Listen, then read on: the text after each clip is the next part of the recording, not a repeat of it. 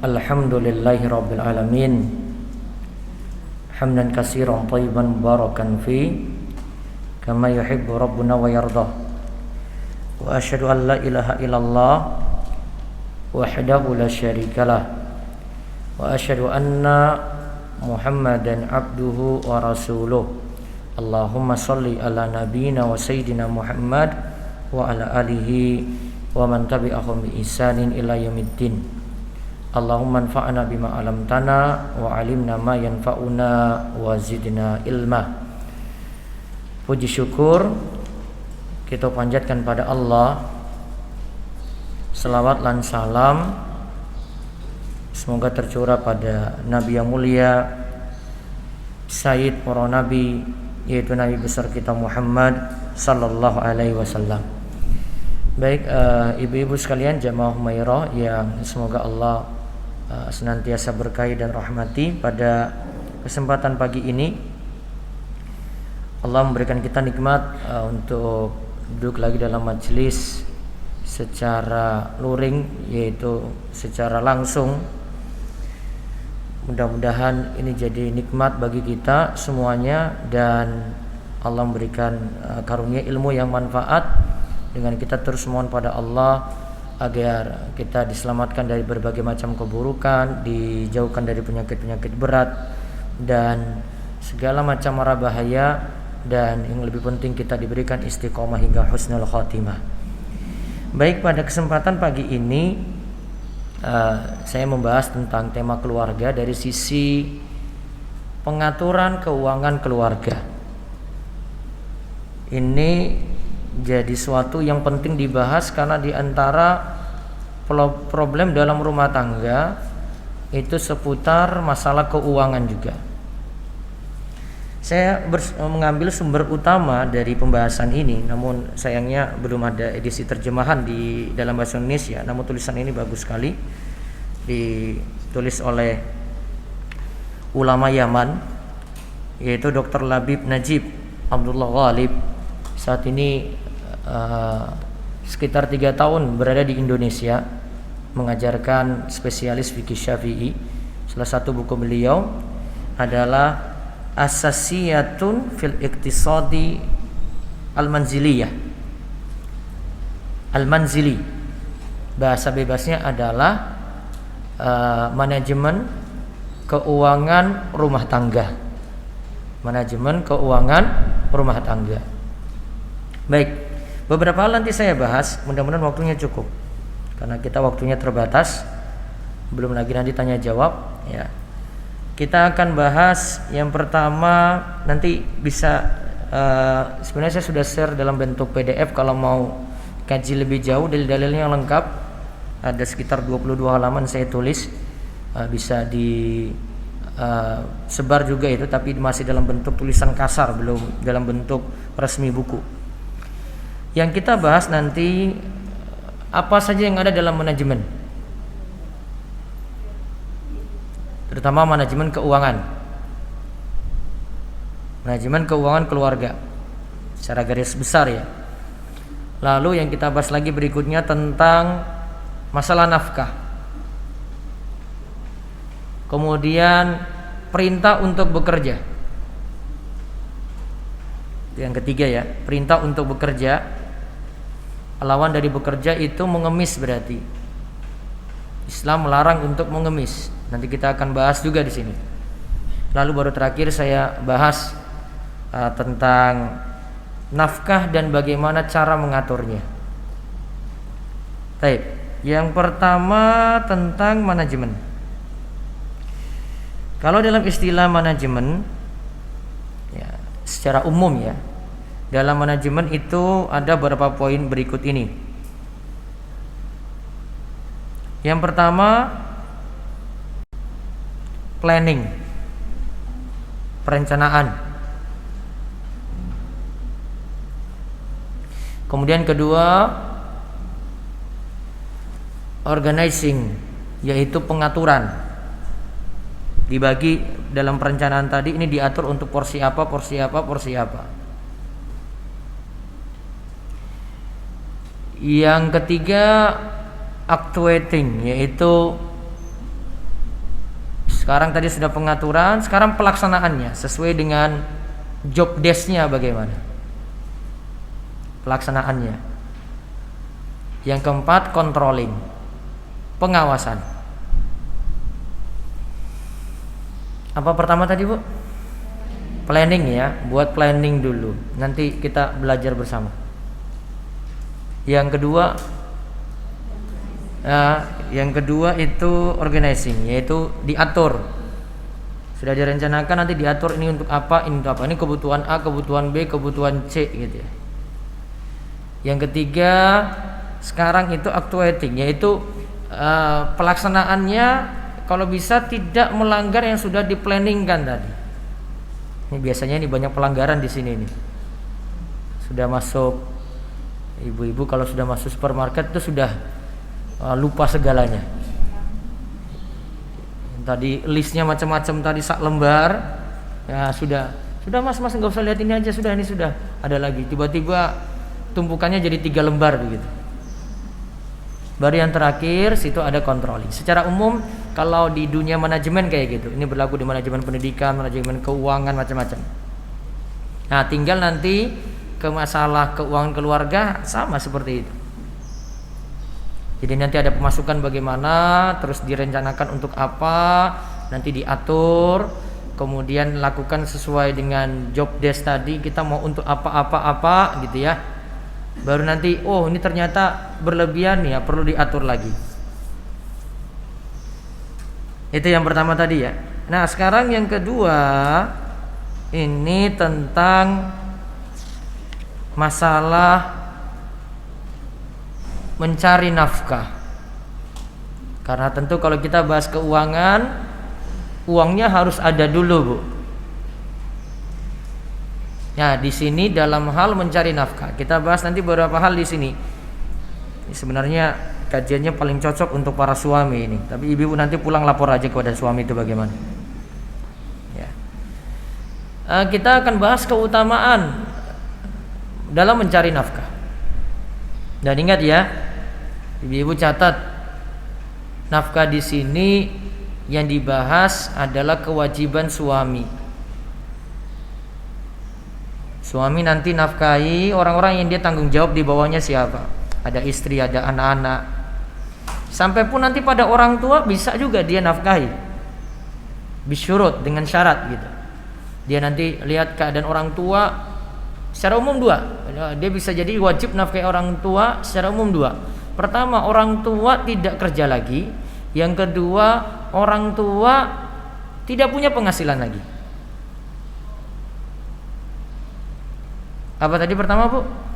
Orang tua tidak punya kerja lagi ya. Misalnya sudah pensiun. Terus yang kedua, tidak punya penghasilan lagi. Maka berubah tadi posisi anak seharusnya tidak nanggung tapi jadi dia nanggung. Ini penjelasan ini kritikan untuk anak-anak milenial sebenarnya. Ini banyak cengeng anak-anak milenial itu dengan istilah sandwich generation. Terlalu cengeng istilah itu. Sandwich tahu, Bu? Lapis-lapis nje. Nah. Jadi dia merasa saat ini beban hidupnya anak milenial ini, saya mesti nanggung ibu saya mesti nanggung bapak saya mesti nanggung simbah saya punya anak saya nanggung lagi gitu ya. Dari dulu sudah kayak gitu. Anak milenial tuh banyak protes banget. Banyak postingan-postingan di Instagram macam-macam itu sering kayak gini. Saya kok hidup jadi kayak begini ya? Dari dulu sudah kayak gitu diatur tuh. Sudah dari sononya kayak gitu. Ini nggak usah cengeng gitu. Jenengan juga sudah alami itu, ibu-ibu semua gitu. Bukan generasi saat ini saja, bukan generasi Y saja ini, bukan. Sudah dari sononya kayak gitu. Kalam tadi yang saya sebut, perkataan tadi saya itu kalam ulama dari dulu itu. Dari dulu berarti sudah jadi sandwich generation juga sebenarnya. Ini bukan susahnya anak-anak zaman ini.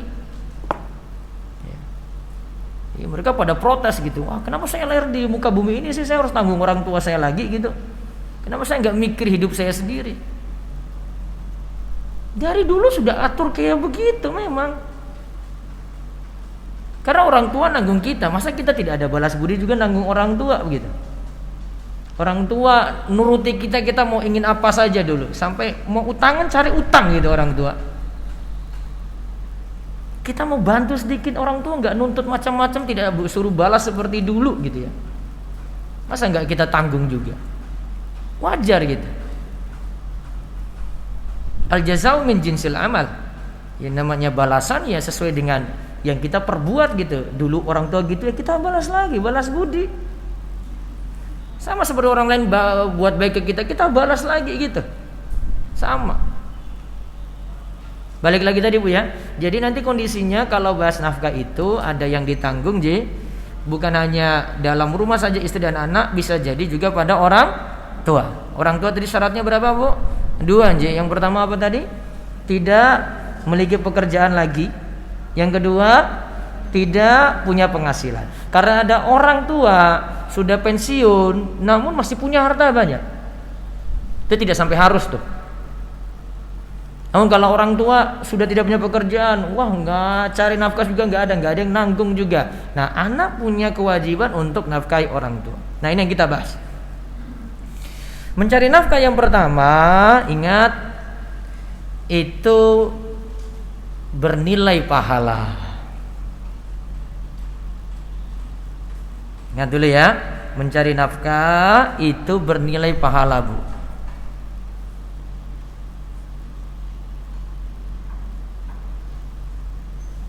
Dan perintah mencari dari asalnya itu bernilai pahala karena dalam ayat itu digunakan kata perintah. Digunakan kata perintah. Walal mauludi lahu rizquhunna wa kiswatuhunna bil ma'ruf. Ya, bagi orang tua hendaklah memberi makan. Nah, itu ada kalimat hendaklah memberi makan, memberi pakaian kepada istri, kepada keluarganya dengan cara yang ma'ruf. Itu Al-Baqarah ayat 233. Juga dalam surat At-Talaq ayat ke-7, liyunfiq dzu sa'ati min sa'ati. Hendaklah orang yang mampu beri nafkah sesuai dengan kemampuan. Nah, disuruh hendaklah beri nafkah. Ada kata perintah di sini. Kata perintah itu menunjukkan ini suatu hal yang Allah perintahkan. Kalau kita lakukan berarti berpahala. Ditambah lagi dalam hadis. Kalau dalam hadis lebih jelas lagi. Pahalanya seperti ini. Innaka lan tunfiqa nafaqatan tabtagi biha wajhallahi illa ujirta 'alaiha hatta ma taj'alu fi fimra'atik. Sungguh tidaklah engkau menginfakkan nafkah. Kalau bahasa Arabnya itu ya, menginfakkan nafkah. Jadi mengeluarkan nafkah itu sama dengan infak Bu. Istilah dalam hadis ya. Tadi juga dalam ayat juga sama. Jadi mengeluarkan nafkah itu sama dengan infak, anfaqa. Jadi jangan bayangan jenengan infak itu kalau nyumbang masjid gitu. Infak itu secara umum pokoknya keluarkan untuk nafkah keluarga, infak juga namanya Bu. Terus ditambahkan sini tabtaghi biha wajah Allah. Tujuannya mengharap wajah Allah. Illa ujirta 'alaiha. Itu nanti akan dibalas. Sampai nafkah yang engkau berikan, yaitu makanan yang kamu berikan kepada mulut istrimu. Berarti nafkah berupa makan. Itu dikatakan di sini mendapatkan pahala. Nah, coba di sini kita pelajari dari hadis ini, Bu. Mencari nafkah mendapatkan pahala dengan 2 syarat. Catat Bu, mencari nafkah itu dapat pahala dengan 2 syarat. Pertama, berusaha mencari nafkah. Ingat ya, tentu yang halal Ji.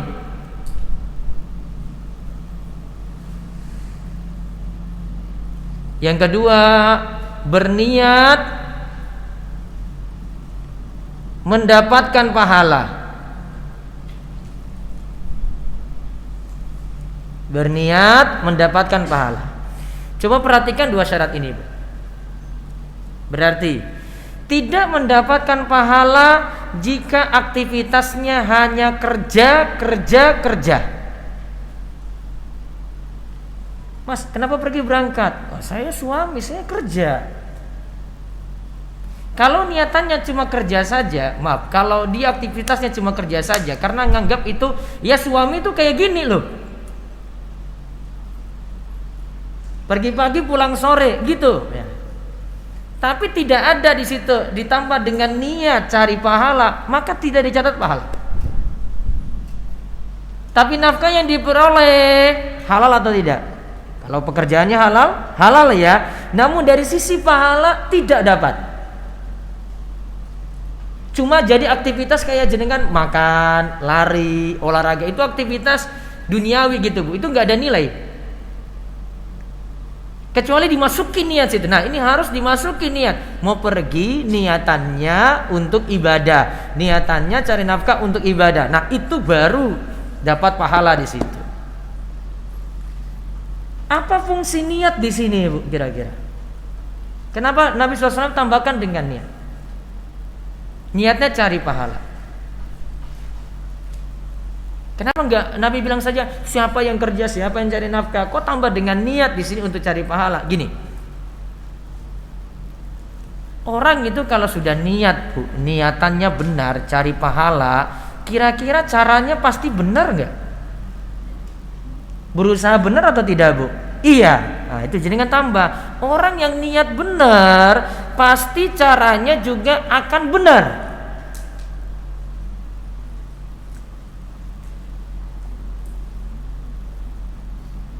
Itu beda ya. Kalau dia tidak pakai niat benar kayak gitu ya, akhirnya tujuannya cuma kerja. Mau kerja apapun dia nggak ambil peduli, Bu. Mau halal, mau haram, yang penting duit ada. Yang penting istri saya bisa belanja deh gitu. Karena nggak pakai niat yang benar, Bu. Itu bedanya. Kalau niatnya benar, hati-hati banget tuh kalau dia kerja. Ya, ada uang tiba-tiba, ini uang apa ini ya? Dia cari tahu itu. Saya nggak tahu kenapa kok teman saya satu kantor kok tiba-tiba kasih, Ustaz. Dia kasih saya. Tanya dulu, Pak. Jangan-jangan tuh lagi bersih-bersih duit. Satu ruangan dapat semua gitu. Sudah ini kasih ini uang biar mereka diam semuanya itu, dikasih semua. Kok tiba-tiba uang kayak ada kayak begini, uang gaji belum kok, ini tengah-tengah bulan kok. Kalau orang niat benar dia mikir-mikir tuh, ini uang apa ini? Kalau niatnya nggak benar dari awal, pasti alhamdulillah, pakai alhamdulillah lagi itu, Bu. Istri saya senang ini pasti ini. Tapi kalau niatnya sudah benar, dia cek itu. Dia terima duit tuh hati-hati sekali. Nah, berarti kita dapat golongkan manusia itu jadi 3, Bu.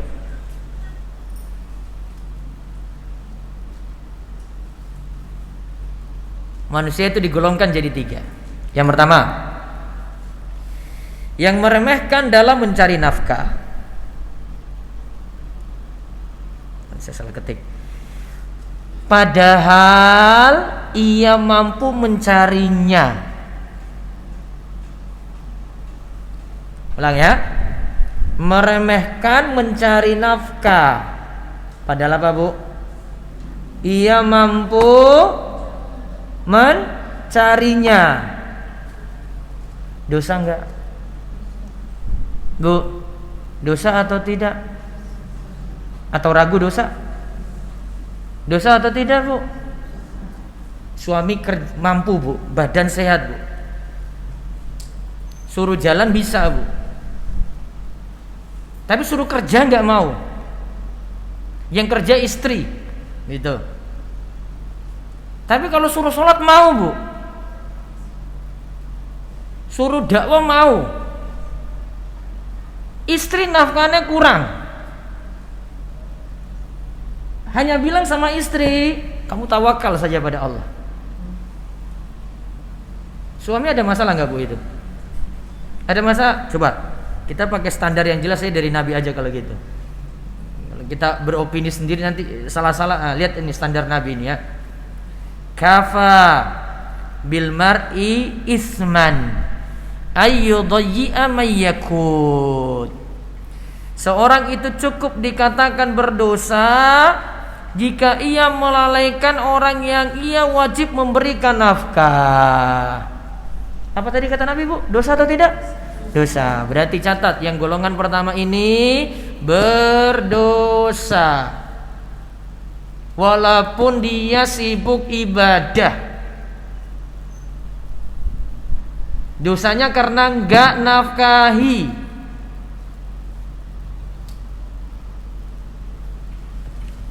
Walaupun niatannya dakwah aja, Bu. Harus tetap juga ada nafkah. Gak bisa suruh istri tawakal saja gitu. Yang ada bukan istri tawakal, cari-cari tetangga. Bu, pinjam uang. Ada tetangga malah kasihan ke dia, kasih makanan ke dia. Kasihan tuh ibu itu tuh gak pernah diperhatiin suaminya tuh. Tangga kasihan, Bu.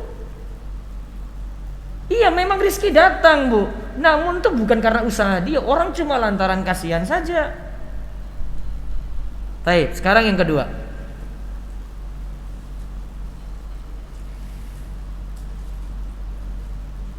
Memberi nafkah atau bekerja hanya sudah jadi kebiasaan. Ya, hanya sudah jadi kebiasaan atau adat. Tanpa berniat mendapat pahala.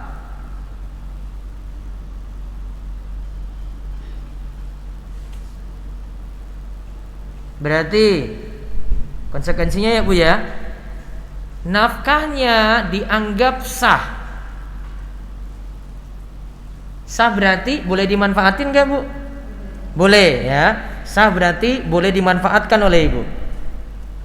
Tetapi tidak diberi ganjaran. Karena dia tadi cuma jadi apa, Bu? Ya sudah kebiasaan. Ya memang saya pagi-pagi pergi gini gitu. Nah, keadaan yang ini yang tadi saya bilang, gara-gara tidak niat di sini ya, Bu ya. Tidak niat cari pahala, maka nanti dia hanya tujuannya punya harta saja, punya penghasilan saja, tanpa pernah memikirkan ini dapat dari yang halal atau dari yang haram. Ditambah lagi ada hadis yang hampir sama dengan hadis tadi. Ini hadis dari Abu Mas'ud Uqbah bin Amir. Beliau katakan gini, Nabi SAW bersabda, "Idza anfaqa ar-rajulu ala ahlihi yahtasibuha fahuwa lahu shadaqah." Jika suami memberikan nafkah kepada keluarganya dalam rangka ihtisaban. Ihtisaban apa? Tadi raih pahala. Maka itu dinilai sedekah. Itu dinilai sebagai apa? Sedekah. Sekarang golongan yang ketiga. Mencari nafkah. Berarti kerja ya.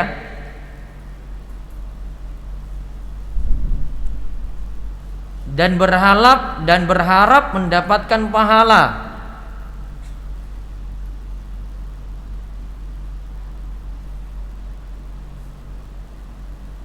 Maka nafkahnya sah dan ia mendapatkan pahala di situ. Nah, ini tingkatan yang paling tinggi, Bu. Ini tingkatan yang paling tinggi daripada yang kedua, daripada yang pertama tadi.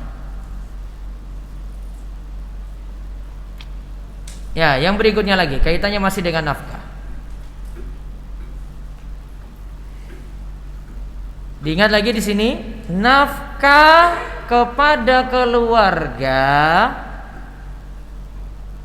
itu lebih didahulukan dari sedekah sunnah. Ingat Bu ya, nafkah kepada siapa? Keluarga harus lebih didahulukan dari sedekah sunnah. Berarti Bu, ada skala prioritas. Nanti saya bahas di pertemuan berikutnya aja. Urutannya gini, secara umum ya.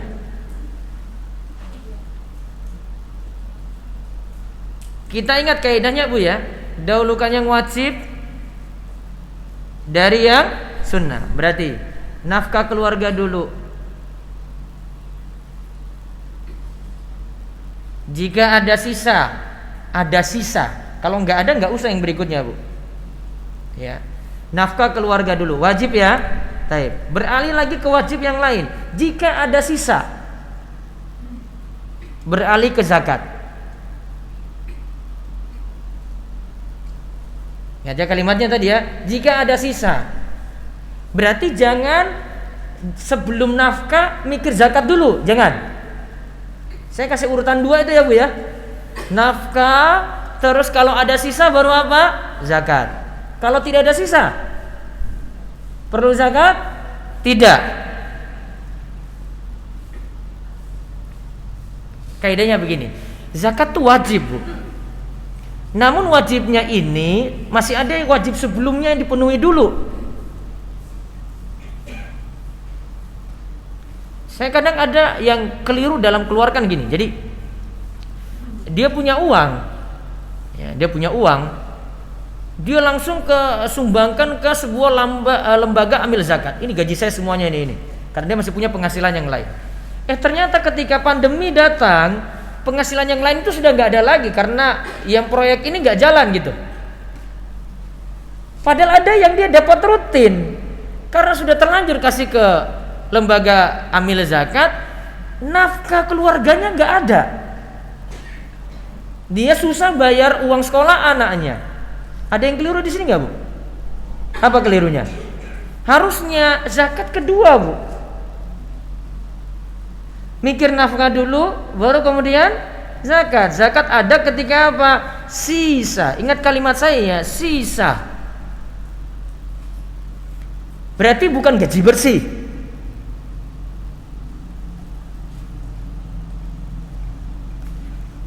Zakat itu dari sisa harta yang kita punya atau dari gaji bersih Bu? Kira-kira mana yang banyak kalau dikeluarkan? Coba ibu mikir aja ini. Kita mikir logis aja Bu. Saya belum keluarkan dalil nih. Zakat itu dari sisa harta yang kita pegang saat ini ataukah dari gaji bersih? Coba bandingkan gini Bu ya. Saya punya gaji 10 juta misalnya. Saya punya sisa harta, ini sudah ditumpuk setahun Bu, ada sisa 100 juta. Sisa dong? Kan tadi saya bilang sisa kan? Nah, mana yang dikena zakat Bu? Mana yang kena? Bu, kalau ibu ambil cuma 10 juta saja Bu, 10 juta kali 2,5%, 250.000 dikali dengan 10 bulan saja itu baru 2,5 juta Bu. Ya, itu baru 2,5 juta. Harta yang sisa tadi ini kadang tidak diperhitungkan oleh orang-orang. Makanya saya termasuk orang yang kurang setuju kalau gaji itu dianggap langsung potong itu dinilai zakat. Karena orang gak mikir lagi, dia punya simpanan lebih banyak. Bu, simpanan 200 juta, gaji cuma 10 juta saja Bu. Adil gak? Cuma keluarkan 250.000 tiap bulan, 200 juta gak pernah tuh dipotong-potong. Adil kira-kira? Enggak Bu. Itu makanya tadi kalimat saya, sisa dari nafkah. Keluarkan apa tadi? Zakat. Terus urutan ketiga, sisa dari ini 1 dan 2. Berarti kalau masih ada sisa lagi ya, dikeluarkan nomor 3, yaitu sedekah sunnah. Di sini nanti ada macam-macam nih Bu. Bangun masjid, anak yatim, mau sedekah Jumat, mau sedekah amal jariah di sini nih. Namun setelah yang 1 dan 2 terpenuhi dulu. Balik ya. Sekarang tadi kalimatnya apa Bu? Nafkah keluarga lebih didahulukan daripada apa tadi? Sedekah sunnah. Jangan buat kebalik Bu, jangan buat terbalik. Coba lihat tadi sini. Nabi SAW tunjukkan keutamaannya nih. Dinarun anfaqtahu fi sabilillahi wa dinarun anfaqtahu fi raqabatin wa dinarun tasaddaqta bihi ala miskinin wa dinarun anfaqtahu ala ahlik a'dhamuha ajran alladhi anfaqtahu ala ahlika. Lihat, dinar kata Nabi SAW, 1 dinar engkau sedekahkan fisabilillah. Ada juga 1 dinar engkau sedekahkan untuk membebaskan seorang budak. Ada juga 1 dinar engkau sedekahkan untuk orang miskin. Ada juga 1 dinar engkau sedekahkan untuk keluargamu. Nafkah berarti ya. Maka Nabi katakan yang pahalanya lebih besar yang terakhir. Apa berarti? Nafkah kepada keluarga, nafkah kepada orang miskin kalah Bu pahalanya. Nafkah membebaskan 1 orang budak kalah juga pahalanya. Nafkah untuk fisabilillah juga kalah pahalanya.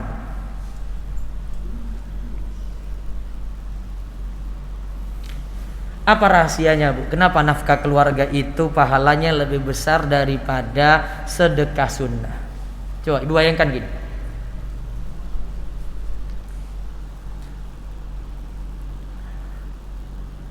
Amalan itu lebih bagus terang-terangan atau sembunyi-sembunyi? Ngaji sembunyi-sembunyi aja berarti Bu. Fi tafsil, rinci ya. Tapi secara umum ya, saya bahas secara umum aja, kecuali amalan-amalan wajib. Ya. Secara umum, amalan itu lebih bagus yang sembunyi-sembunyi daripada yang terang-terangan. Contoh, sedekah. Sembunyi-sembunyi lebih afdal daripada terang-terangan. Contoh lagi, sholat sunnah. Lebih bagus kan di rumah daripada di tempat terang-terangan. Orang-orang tahu gitu. Contoh lagi, tahajud misalnya. Lebih bagus diam-diam gitu. Gak perlu ditampakkan. Gitu ya. Nah sekarang balik ke nafkah Bu. Saya bayangkan saja nafkah keluarga dengan ya paling umumnya mungkin traktir teman lah. Bu, kalau suami kasih nafkah kepada istri, orang luar rumah itu tahu atau tidak? Tahu atau enggak Bu? Hah? Ada yang tahu? Tidak. Ingat ya, tidak ada yang tahu. Sekarang traktir teman. Kalau ada yang traktir teman, ada yang tahu atau tidak? Ya tahu. Sak masjid dia traktir. Mana yang terang-terangan, mana yang sembunyi-sembunyi berarti Bu? Mana yang terang-terangan tadi? Traktir nje. Mana yang sembunyi-sembunyi? Nafkah kepada istri. Mana amalan lebih afdol dari sisi ini? Nafkah kepada istri. Itu hikmahnya Bu. Itu hikmahnya. Kalau dia traktir teman, sombongnya luar biasa Bu. Dan itu ungkit-ungkit tuh. Ih, kemarin saya traktir lu loh. Masa sekarang kamu gak mau traktir saya? Dia ungkit-ungkit lagi ya Bu. Nanti ungkit lagi, masih tahun berikutnya, ungkit lagi yang tahun yang lalu itu. Kamu gak ingat apa saya traktir kamu dulu? Kalau nafkah itu ya sudah kasih gitu. Lebih sembunyi Bu nafkah itu. Sehingga itulah kenapa sabda Nabi SAW tadi, nafkah pada keluarga lebih besar pahalanya daripada sedekah sunnah. Ibu catat tadi hikmahnya kayak tadi itu.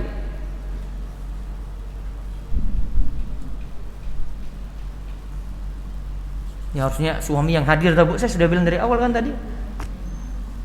Nah, suami ada sebagian tuh lebih mikir temannya sendiri loh, Bu.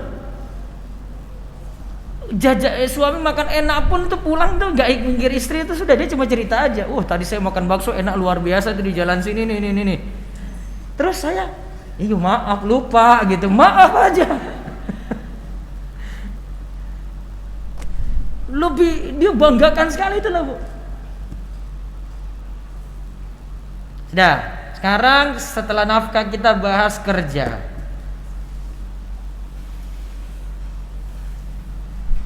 Islam mengajarkan kerja,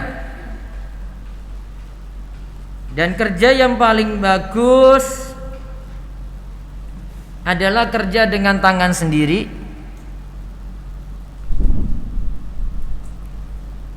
dan yang memberi manfaat kepada orang lain.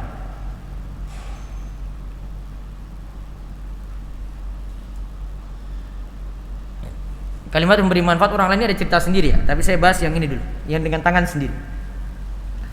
Nabi SAW ditanya, ayul kasbi atyab, pekerjaan apa yang paling bagus? Kemudian beliau jawab, amalur rajuli biyadihi, pekerjaan seseorang dengan tangannya. Apa pekerjaan dengan tangan apa saja, Bu? Apa bekerja pakai tangan, Bu? Masak pakai tangan enggak? Ya, masak masuk. Apa lagi? Wong tani pakai apa, Bu? Tangan ya. Pengrajin tangan je. Tukang ngetik tangan juga. Itu contohnya maksudnya. Wa kullu bai'in mabrur, dan setiap jual beli yang diberkahi.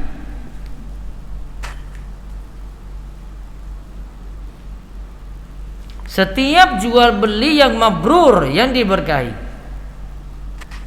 Dua hal Nabi sebut nih, Bu, kerja dengan tangan dan kerja dalam bentuk dagang. Nah, para ulama itu punya beda pendapat dalam hal ini. Mana sih pekerjaan yang paling afdol, yang paling bagus itu apa sih?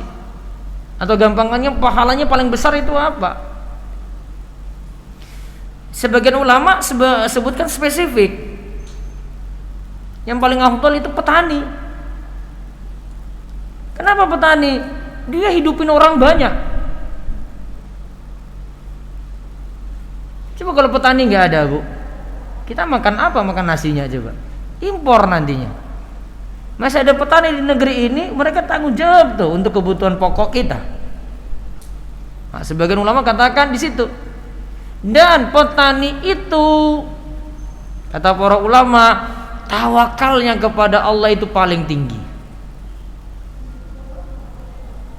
Bu, nanam sekarang nih, itu belum tentu loh nanti dapat panen, dapat hasilnya itu. Bisa kena hama, bisa hancur sebelum waktunya, bisa gagal panen, Bu. Mereka pasrah aja. Maka sebagian ulama itu katakan petani itu pekerjaan paling utama itu. Namun wallahu alam, pendapat yang paling tepat dalam masalah ini seperti dipilih juga oleh penulis kitab Taudil Ahkam. Beliau katakan pekerjaan paling afdol itu adalah pekerjaan yang pokoknya beri manfaat pada orang lain. Siapapun itu, bisa petani, bisa pedagang, bisa pegawai, pokoknya ada manfaat. Karena Nabi SAW katakan khairun nas anfa'uhum linnas, sebaik-baik orang itu adalah yang memberikan manfaat kepada orang lain. Yang penting catatannya, Bu, pekerjaan apapun yang penting catatannya di sini, ingat, dapat yang berkah walaupun sedikit. Saya sebutkan ini kalimat bagus dari Ibnu Taimiyah ini. Beliau katakan gini, wal qalilu minal halali yubaraku fihi wal haramul katsiru yadhhabu wa yamhaqullahu ta'ala. Dikatakan gini, penghasilan yang halal walaupun sedikit itu bawa berkah, Bu. Coba ulang. Penghasilan yang halal walaupun sedikit itu bawa berkah. Daripada penghasilan yang haram banyak. Kalau yang haram banyak itu Bu, itu nanti yadhhab, akan hilang dan akan dihancurkan keberkahannya. Jadi mau pekerjaan apapun diingat baik-baik, pokoknya yang halal. Ibu juga ajarkan pada suami, tuntut yang halal. Walaupun jumlahnya gimana tadi Bu? Sedikit.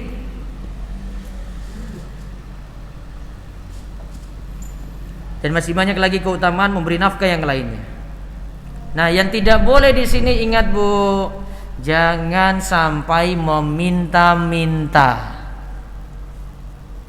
mengemis.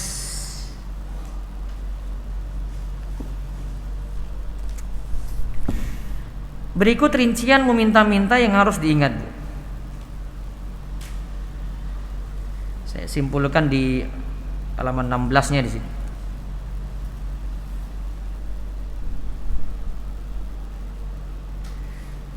Kita bagi meminta-minta di sini. Yang pertama, hukum meminta sedekah. Asalnya itu haram.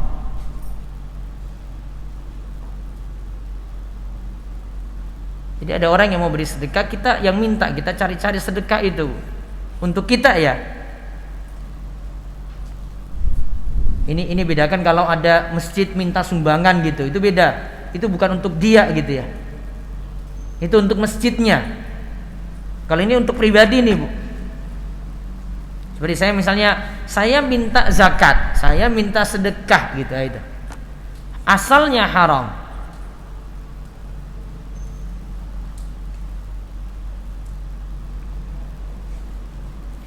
Terus yang kedua, meminta diberi hadiah, hukumnya makruh.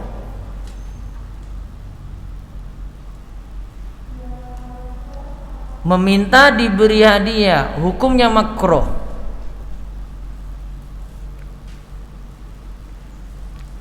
Yang ketiga, meminta dalam hajat dunia. Misalnya ya, ibu butuh kursi terus minta pada ibu yang lainnya, Mbak ambilkan kursi situ dong. Nah itu minta dalam hajat dunia ya. Hukumnya boleh.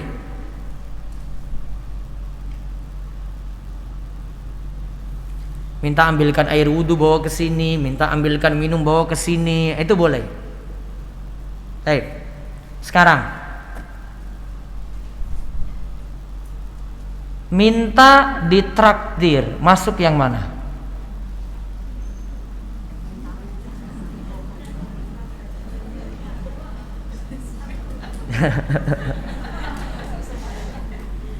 Sedekah itu kayak zakat gitu? Enggak kan?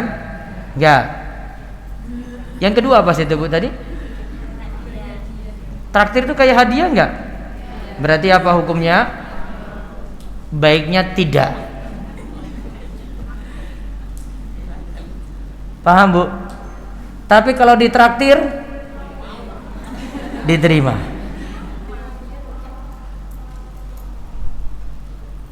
Fa innal yadal ulya afdalu min yadil sufla. Karena tangan yang di atas lebih utama daripada tangan di bawah. Yang beri lebih utama. Minta salam tempel, masuk yang mana? Mana tadi Bu? Hadiah kan? Apa tadi berarti? Makruh. Berarti jawabannya apa? Baiknya tidak. Tapi kalau dikasih, alhamdulillah. Jangan ditolak. Makruh ya, buatan haram loh ini. Makruh. Kenapa sampai itu? Cuma untuk menunjukkan harga diri aja. Saya nggak mau minta-minta. Ya, saya nggak minta-minta. Namun kalau ente mau kasih ya sudah, alhamdulillah saya terima, saya nggak mau nolak gitu. Tapi kalau mau minta enggak, gitu. Nah, itu rinciannya. Nah, sekarang kita balik ke masalah nafkah tadi. Nah, sekarang bahasan intinya ini masalah nafkah. Kaidah pertama dalam nafkah dulu, Bu. Kita tahu rincian nafkah itu apa saja dulu ya.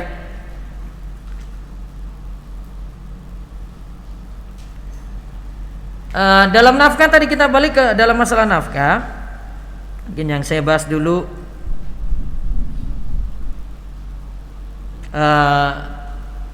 tadi nafkah hukumnya wajib atau tidak, Bu? Tadi beri nafkah wajib dari suami kepada istri. Sekarang sebaliknya coba, kalau istri kepada suami gimana, Bu? Nafkah atau bukan? Nafkah atau bukan? Bukan. Berarti kalau suami kerja, dia nafkahi keluarga kan. Sekarang kalau istri kerja gimana? Gajinya untuk siapa? Kalau suami kerja, gajinya untuk kasih keluarga kan. Kalau sekarang istri kerja, gajinya untuk siapa? Sudah kalau gitu, sudah paham.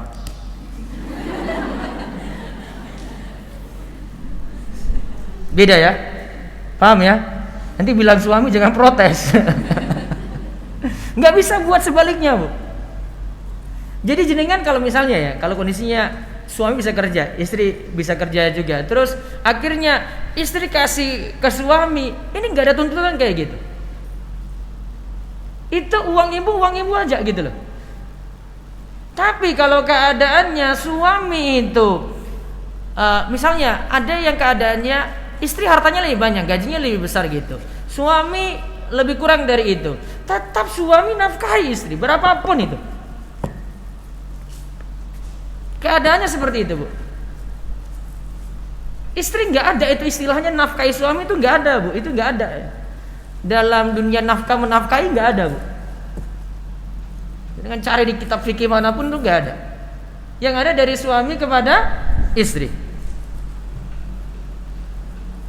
Nah, sekarang saya ingin rinci dulu. Pertama, besaran nafkah itu bagaimana sih? Nah, ini keadaannya ini agak beda-beda nih, soalnya dalam rumah tangga itu kadang ada suami dapat gaji, kasih gaji semuanya ke istri, gitu aja, Bu. Ada nggih? Ada itu. Ada juga yang kasih cuma ya sudah, ini kebutuhan ini sudah cukup, sudah ini untuk ini. Kemarin saya ngaji ada di kantor juga, ada di pengadilan tinggi di Jogja itu. Malah dia cuma mikirnya gini, Ustadz, tunjangan untuk istri saya cuma segini saja gitu. Tunjangan dari kantornya maksudnya. Pak, itu tunjangan cuma berapa? Nah, sekarang besarannya bagaimana sih? Pertanyaan pertama tadi dulu, Bu. Gaji suami semuanya semua untuk istri pegang atau boleh suami pegang lagi? Ibu, uangnya siapa? Uang suami. Iya kan? Kalau dia mau kasih semua ya silakan gitu loh. Namun kalau dia pegang sebagian, dia kasih sebagian, hak dia. Yang penting penuhi apa tadi, Bu? Nafkah. Nah, sekarang besarannya, dalilnya lihat ini aja. Dalilnya adalah surat At-Talaq ayat 7 tadi yang saya sebutkan di awal. Liyunfik dzu sa'ati min sa'ati wa man qudira 'alaihi rizquhu falyunfik mimma ataahallah. Hendaklah suami memberikan nafkah kalau dia punya kelapangan, berilah sesuai dengan kelapangannya. Namun kalau dia itu susah, maka berilah sesuai dengan kemampuannya pula. Maka para ulama simpulkan besaran nafkah ditinjau dari dua. Pertama, lihat kebutuhan istri. Ingat, Bu ya, kebutuhan, bukan keinginan. Kalimatnya apa tadi, Bu? Butuh. Bukan apa? Pengen. Beda gak, Bu? Mana yang lebih banyak? Butuh apa pengen, Bu? Pengennya banyak banget. Orang rampung-rampung loh pengen itu, Bu. Yang kedua, lihat lagi kemampuan suami.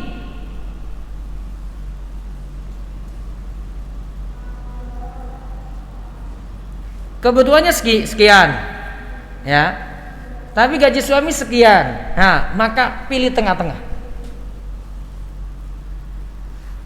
Namun nanti standar rinciannya itu lagi, ya, nanti dilihat lagi, ini tergantung urf istilahnya. Kalau saya lihat dari rincian para ulama itu, mereka bagi nafkah wajib. Coba ibu catat rinciannya ini. Ada 9 ibu. Pulang nanti minta ini ibu. 1. Makan. 2. Lauk pauk. 3. Pakaian. Ini 4 ini ibu pada senang kalau dengarnya ini. Alat mandi dan bersih diri. Apa berarti itu, Bu? Hah? Apa, Bu? Alat mandi dan bersih diri. Minimalnya apa tuh, Bu? Sing wajib apa, Bu? Mandi untuk mandi apa? Sabun toh, sama sampo. Berarti sebatas itu aja dulu deh. Saya kalau nambah-nambah macam-macamnya itu, aduh, saya juga mumet juga, Bu, mikirnya itu. Yang kelima, alat masak dan makan. Alat-alatnya, perabotan untuk masak makannya itu loh, Bu. Yang keenam, nah ini catat, tempat tinggal. Berikan catatan lagi, Bu. Meskipun rumah disewa. Berarti nggak mesti rumah baru, Bu. Karena kembali ke nafkah tadi, kemampuan suami bagaimana. Yang ketujuh, perabotan dalam rumah. Tadi misalnya, ya kalau layaknya ya nyambut tamu itu pakai kursi, ya beli kursi gitu loh. Yang kedelapan, penyejuk ruangan. Apa berarti, Bu? Apa, Bu? AC? Enggak, yuk kipas angin paling minimal toh, Bu. Usah tinggi-tinggi dulu. Standar ini, standar minimalis. Kipas angin minimal ada. Dan tergantung orang juga ya. Yang kesembilan, ada lagi di sini catatan tambahan, pembantu. Namun ini nanti kembali ke hukum masing-masing, tergantung daerah dan waktu masing-masing. Karena ada sampai pembantu itu bahkan harus, Bu, TKI TKW itu terus dikirim di Arab itu, Bu, ya, karena orang sana itu harus punya pembantu. Nanti yang bersihkan kebun siapa, nanti yang supir ini siapa, yang masak-masak itu siapa. Satu rumah bisa lebih daripada 3 pembantu itu, Bu, sana itu. Maka menurut orang Arab berarti kebutuhan ini jadi nafkah. Jadi nafkah tergantung tempat masing-masing gitu loh. Jadi nanti kembali kepada urf. Mana yang dibutuhkan di sini, apa yang dibutuhkan, ini layak atau tidak gitu. Dalam masalah pakaian juga ini layak atau tidak. Dalam masalah rumah juga tadi, Nji. Jadi catatannya rumah itu nggak mesti miliki baru, Bu. Yang penting apa tadi? Ada, meskipun sewa. Sekarang cara mengaturnya, ini yang terakhir. Ini kaidah-kaidah penting yang saya ambil dari buku ini tadi, Bu, dari Asasiyat fi Iqtisad Al-Manzili. Sekarang untuk pengeluaran nafkah-nafkah tadi, ibu biasanya ditugasin oleh suami untuk pegang uang untuk belanja-belanja sana sini. Nah, ini aturannya. Saya himpun jadi 7. 1. Bisa jadi 8, Ibu. 1. Pengeluaran itu sifatnya pertengahan. Tidak berlebih-lebihan,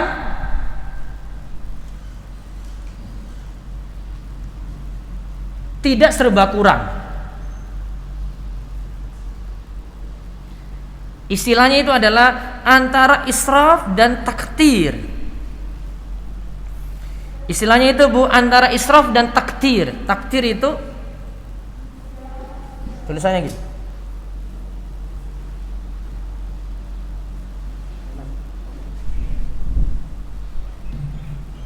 Israf, israf.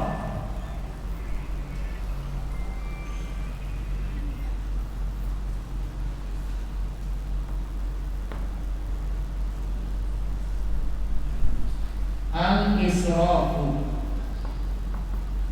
Ini ada dua istilah ya. Ada at-taqtiru.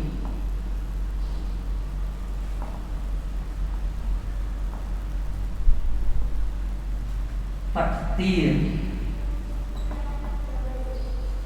Israf itu dua hal.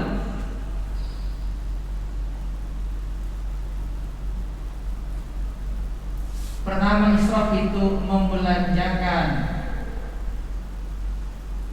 pada yang haram.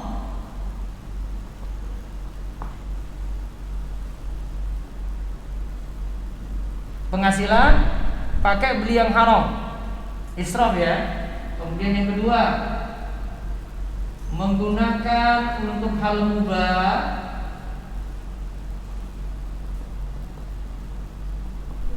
itu sifatnya boleh ya, tapi berlebihan.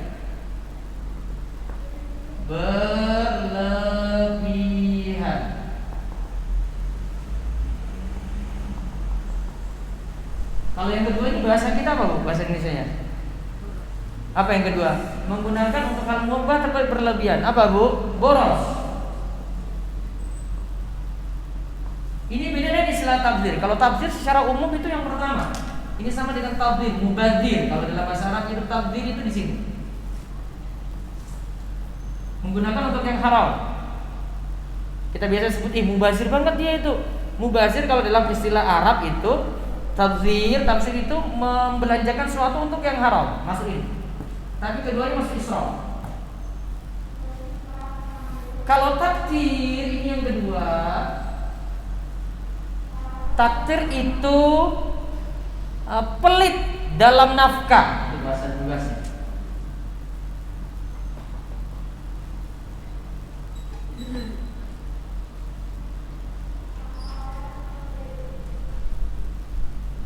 Nah, kalau mau mengeluarkan harta, sifatnya antara dua ini Bu. Tengah-tengah. Tengah-tengahnya antara dua ini. Tidak boleh apa tadi Bu? Israf dan tidak boleh taktir. Israf berlebih-lebihan atau tadi menggunakan untuk yang haram. Taktir itu pelit. Artinya ada yang kurang di situ. Serba kekurangan konsekuensi. Nah ini nggak boleh. Dua ini nggak boleh. Kita tengah-tengah Bu. Wasat. Tengah-tengah. Wasitiyah. Tengah-tengah. Nggak boleh terlalu lebih-lebih, nggak boleh juga terlalu kurang. Tengah-tengah lebih bagus.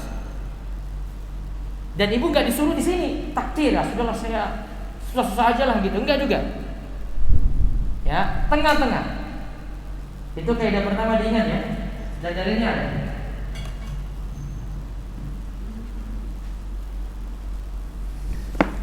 Dalilnya nanti bisa dilihat di surat Al-Furqan ayat 67 dan Al-Isra ayat 29. Kalau Al-Isra ayat 67 itu jelas istilahnya sama dengan israf dan taktir tadi. Walladzina idza anfaqu lam yusrifu wa lam yaqturu wa kana baina dzalika qawama. Dan orang-orang yang apabila membelanjakan harta, mereka tidak israf, tidak berlebih-lebihan, dan tidak pula kikir. Dan adalah pembelanjaan itu di tengah-tengah antara yang demikian. Berarti tidak israf, tidak taktir. Sekarang kaidah yang kedua Bu, cara mengaturnya yang kedua. Buat planning, rencana anggaran rumah tangga. Biasanya 1 pekan atau 1 bulan Bu? Hah? Apa 1 tahun? Hah? 1 bulan ya? Nah, itu sudah punya rencana, planningnya bagaimana?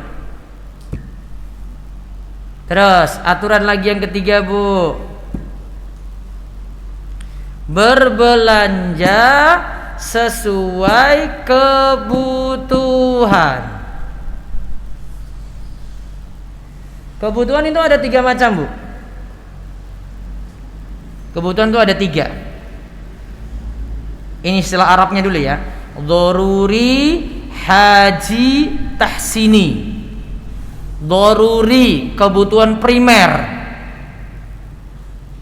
Haji, berarti kebutuhan sekunder. Tahsini, kebutuhan tersier.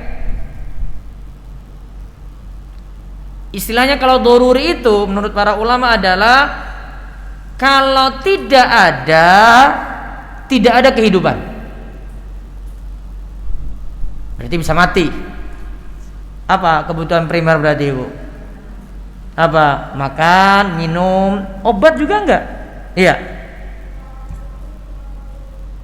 Terus tadi kebutuhan haji sekunder. Sifatnya itu bisa saja hidup, tapi susah. Apa contohnya, Bu? Kebutuhan apa zaman ini? Hidup tanpa listrik bisa nggak? Bisa hidup tanpa listrik nggak, Bu?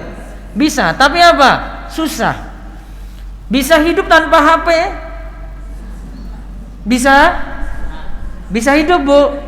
Bisa, tapi apa? Susah. Sekunder berarti. Ada kebutuhan tahsini tersier. Ya cuma tambahan. Jadi sudah punya ini mobil 2. Padahal bisa 1 pun bisa gitu. Ya, terus rumah 2, 1 pun bisa. Ya, itu tersier. Terus aturan keempat. Cara mengatur keuangan keempat. 4, Bu. Belanja itu sesuai kemampuan. Belanja itu sesuai kemampuan. Gimana, Bu, terapkannya, Bu? Tadi beli rumah. Terlalu tinggi-tinggi, terlalu mahal ya. Wes motor aja, Bu, motor second. Dana dulu, lihat dari kemampuan dulu ya. Dana 5 juta. Motor apa itu berarti, Bu? Second dapat? Enggak dapat juga di Solo. Ada 5 juta dapat. Bisa pergi ke ngantar anak enggak itu? Bisa. Berarti sesuai kemampuan. Daripada beli 5 juta DP motor anyar. Gitu aja. Beli sesuai kemampuan. Terapkan untuk yang lain-lain sama itu. Insya Allah hidupnya nggak akan pernah menderita, Bu. Kadang kita itu gajinya, kita hidup itu seharusnya gaji standar hidupnya itu 10 juta misalnya, namun pingin gaya hidup 50 juta. Akhirnya jadinya apa, Bu? Mampunya 10 juta, hidupnya ingin dengan hidup 50 juta. Akhirnya apa jadinya, Bu? Nambah apa? Nambah utang, nambahin ini pikiran. Wes, nomor 4 tuh ya. Nomor 5. Berbelanja dengan bijak.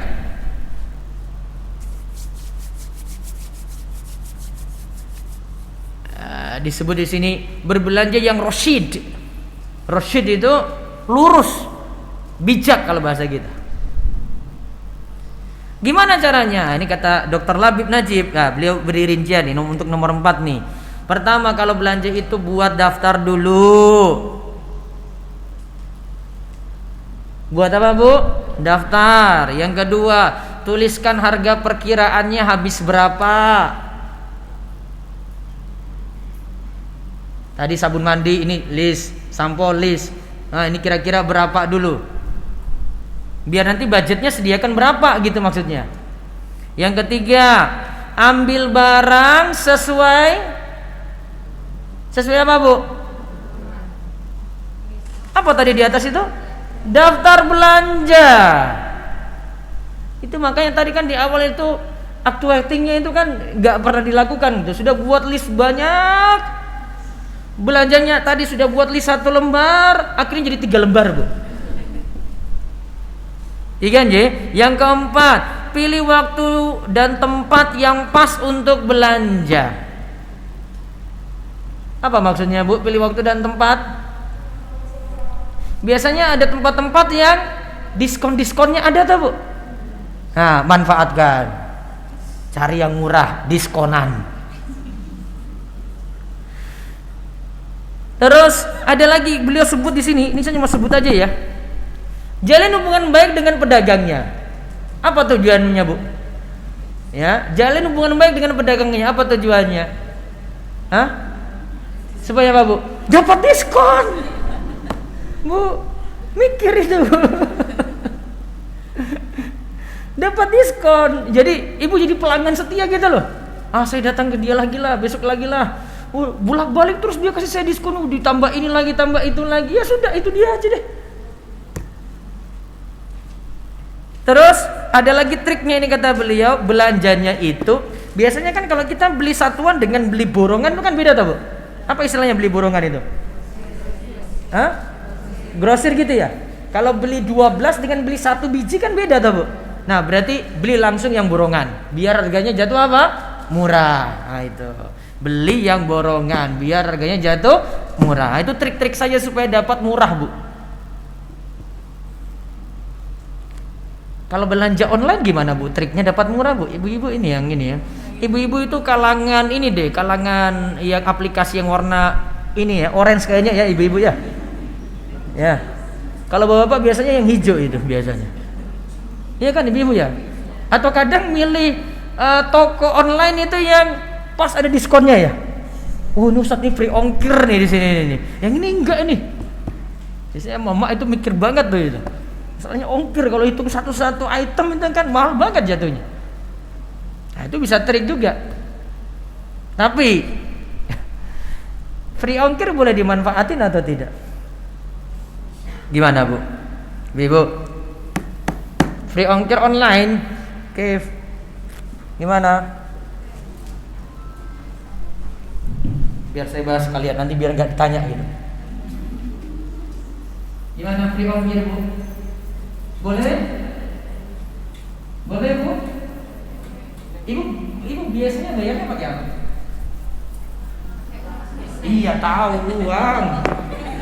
Metodenya kan macam-macam. Cash COD berarti ya? Baik. Ya, saya COD saya cancel dulu. Selain COD, transfer, apa lagi?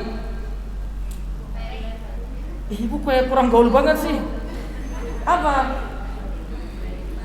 GoPay, apa lagi? OVO berarti pakai dompet digital kan, saldo ada situ dulu toh? Iya. Baik. Sekarang jangan ingat ini aja bedanya gitu. Ongkir.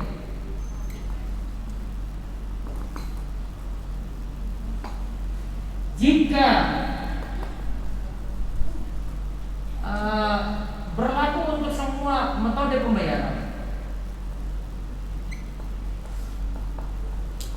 semua metode pembayaran. Misalnya nih, biasanya itu kalau di toko-toko online itu misalnya besok nih, bulan Desember atau bulan ini nih, November, tanggal 11 bulan 11. Nah, itu aja ibu amal. Ya, semua pokoknya diskon semua deh. Gitu.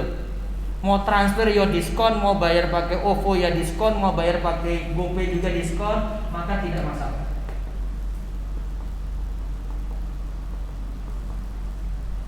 Berlaku ya. Semua metode pembayaran, COD ya sama juga gitu ya, diskon gitu ya. Namun jika hanya berlaku untuk adanya saldo jenengan di aplikasi itu, jenengan pakai itu baru nanti dikasih diskon. Tidak adanya saldo, tidak ada diskon. Paham? Contoh tadi, apa biasanya kalau ada saldo Bu? ShopeePay tadi ya. ShopeePay, adanya saldo jenengan di situ baru dikasih diskon. Jenengan bayar pakai transfer, saya lewat transfer bank ini tidak ada diskon Bu. Berarti jenengan itu hanya memanfaatkan saldo tadi. jika hanya berlaku untuk pemanfaatan saldo. Saya sebut dompet digital aja ya Bu ya. Pemanfaatan saldo dompet digital.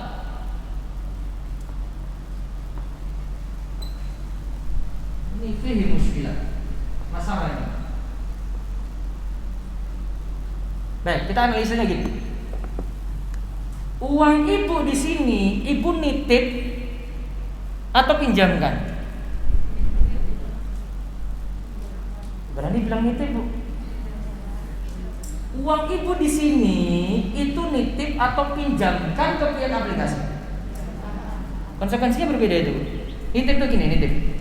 Pak, saya nitip ini, Pak. Nggak boleh dipakai dong. Nitip. Kayak ibu nitip tas. Mas, saya nitip dulu ya, saya mau ke toilet ya. Tasnya boleh dipakai nggak? Dibuka-buka boleh nggak? Enggak. Nitip namanya.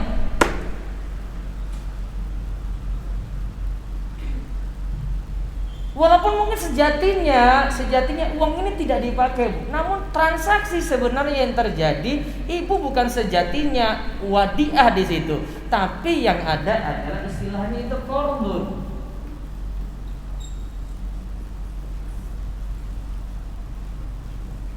Artinya gini, qardun itu ada jaminan uang itu kembali, Bu. Kembalinya utuh. Qardun itu utang piutang sebenarnya. Jadi gini, itu seperti saya nitip ke ibu, saya bilang nitip, bahasa saya ya, saya bilang nitip, ini Bu, saya nitip 1 juta ya, besok balikannya. Itu sejatinya saya bilang, nih Bu, kembalikan besok ya. Saya lagi pinjamkan, nanti dikembalikan lagi. Kalau itu sifatnya cuma nitip, bukan utangkan ya Bu, harusnya 1 juta itu hilang, ya sudah. Ibu berani nitip 1M gitu ya, nitip 1M ya, 1M-nya hilang, ibu nggak minta-minta lagi, ya sudah ya Ustaz, uangku sudah dirampok 1M gitu Bu. Enggak, kenyataannya enggak. Jadi hakikat transaksi yang terjadi ini, Bu, qardun. Sehingga jika hanya berlaku untuk pemanfaatan saldo, adanya saldo aja. Termasuk juga kalau dia sengaja gini, bayarnya berapa? 100.000. Sudahlah, saya isi saldo cepat 100.000 biar dapat diskon tadi. Itu juga tidak boleh karena sudah pemanfaatan apa? Saldo. Masalah. Masuk ke kaidah riba, kullu qardin jara manfaatan fa huwa riba. Setiap utang piutang qardun yang dalamnya ada manfaat, maka itu masuk riba. Maka hati-hatinya tidak ini memilih free ongkir kalau berlaku cuma untuk pemanfaatan saldo dompet digital saja.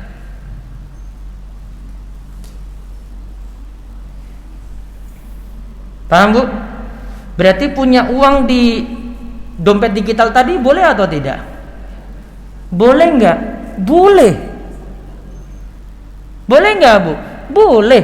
Itu cuma uang kita pindah aja. Sewaktu-waktu saya mau kemana-mana, nggak pakai dompet lagi, sudah ini di scan. Mbak, ada apa di situ, Mbak? Oh, ada kirisnya ini. Nah, sudah. Ini scan ini. Ada metode yang lain? Oh, ada. Namun biasanya kalau saya itu lihat-lihat gini. Kalau pakai dompet digital, kadang dikasih diskon. Saya minta yang nggak ada diskon. Kalau pakai pembayaran ini dikasih diskon sekian. Saya bilang, Mbak, ganti yang lain. Saya pakai yang ini aja. Itu. Maka kadang ada dompet digital macam-macam itu. Ya pakai yang ini tergantung. Lihat kondisi. Itu cuma memudahkan saja zaman ini. Karena kadang juga kita jaga-jaga diri biar tidak bersentuhan fisik uang langsung gitu. Nah, terus yang terakhir tadi apa, Bu? Masih ya. Yang kelima sekarang. Tadi kan yang keempat rinciannya, Nji. Sekarang yang kelima. Selama ada sesuatu bisa dimanfaatkan, tidak mesti membeli yang baru. Ada misalnya kalau Nabi SAW contohkan dulu gini, beliau itu dulu punya perabotan itu ada yang pecah, beliau cuma tambali dengan perak. Ada pelajaran penting di sini, Bu. Ada sesuatu yang masih bisa dipakai, nggak perlu beli yang baru. Terus itu tadi yang maaf ya, Bu. Tadi yang kelima ya. Tadi terus yang keenam kan yang tadi barusan ya. Sekarang yang terakhir yang ketujuh. Hindari berutang. Hindari berutang.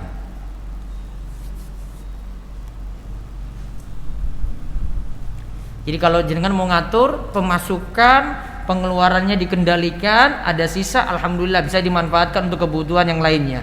Kalau keadaan kepepet saja, darurat saja, baru boleh ngambil berutang, usahakan tidak utang riba. Dan punya niatan untuk segera lunasi, nanti Allah akan tolong itu. Punya niatan untuk apa, Bu? Lunasi. Karena Nabi SAW sendiri sampai berdoa, Allahumma inni a'udzubika minal ma'sami wal maghram. Ya Allah, aku minta perlindungan. Nabi berlindung dari dosa dan maghram, terlilit utang. Maka kurangi banyak berutang, Bu. Nah, itu untuk mengatur tadi rancangan keuangan keluarga tadi, Bu. Nah, itu baru masalah hidup bisa selesai. Tadi satu apa, Bu? Satu tadi belanja pertengahan ya. Pertengahan ya, tidak boleh apa tadi? Israf, nggak boleh takdir. Nanti sama juga kalau belanja makan minuman, Bu. Nggak boleh berlebihan, nggak boleh serba kurang. Terus yang kedua, buat rencana, planning. Yang ketiga, berbelanja sesuai kebutuhan. Yang keempat, berbelanja sesuai kemampuan. Yang kelima, berbelanjanya dengan bijak, Bu, pakai list. Ikuti list tadi kalau mau belanja. Kemudian yang keenam, apa? Selama ada sesuatu bisa dimanfaatkan, tidak mesti membeli yang baru. Yang tujuh, jauhi berutang. Wallahu a'lam bishawab. Semoga harta-harta kita senantiasa diberkahi oleh Allah Subhanahu wa taala. Baik. Soal ada pertanyaan? Tanya jawab. Ya. Mudah-mudahan ada yang mau ditanyakan, silakan.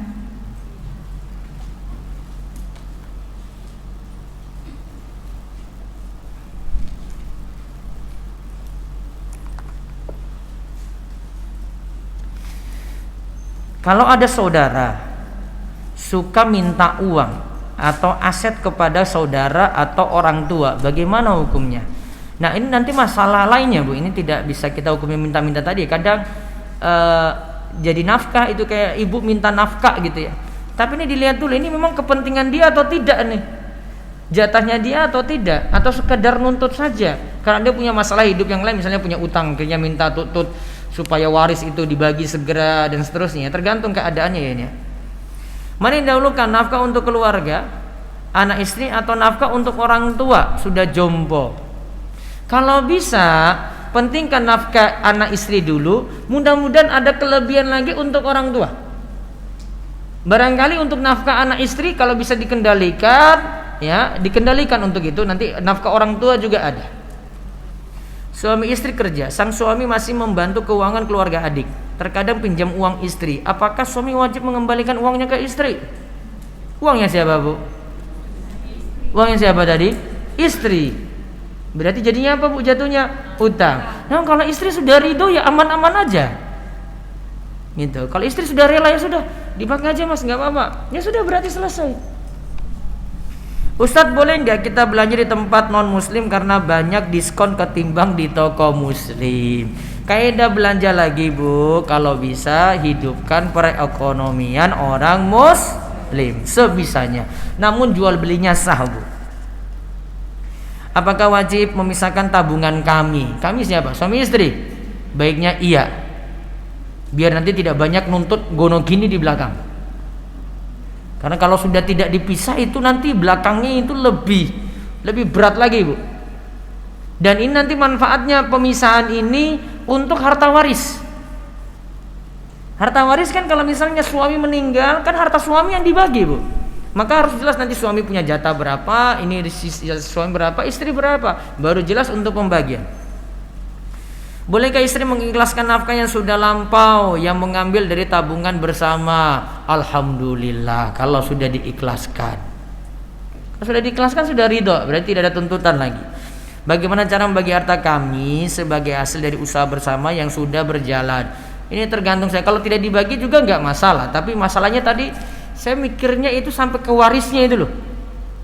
Salah satu meninggal, itu kan yang dibagi warisnya kan harta dia. Si suami punya harta mana? Ini yang dibagi waris. Istri punya harta mana? Istri yang dibagi warisnya hartanya.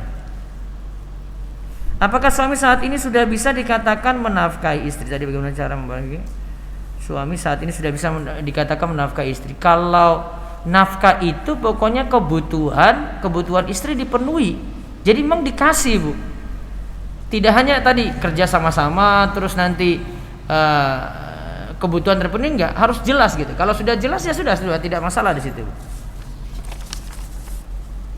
Ustaz, kalau suami sudah memberikan uang kepada istri, jika istri menggunakan tanpa izin suami, boleh apa tidak? Sudah kasih toh? Boleh. Namun nanti kalau sebaliknya ini uang ibu sendiri, ini tabungan ibu, atau mungkin ada ibu-ibu yang dapat waris. Kalau mau membelanjakan sendiri sampai pun sodako tidak masalah. Tapi baiknya untuk jaga perasaan suami juga, biar nggak dituduh macam-macam, baiknya dilaporkan saja. Ketika ada orang tua yang sudah pensiun semua, terlilit utang banyak, dan anak-anak membantu semampunya, itu kebutuhan primernya, tapi orangnya masih meminta-minta, bagaimana itu hukumnya? Pokoknya dipenuhi kebutuhan orang tua semampunya. Kalau kebutuhan primer saja yang mampu, sudah kebutuhan primer. Kalau utang, wallahu alam, kadang anak pun nggak mampu, Bu. Anak semampu dia saja. Intinya kalau ingin melunasi itu sekadar untuk memberikan kebaikan kepada orang tua. Kalau itu sudah terpenuhi, ya mudah-mudahan Allah itu mudahkan dalam hal rizki semacam ini. Cukup, Jim? Ya.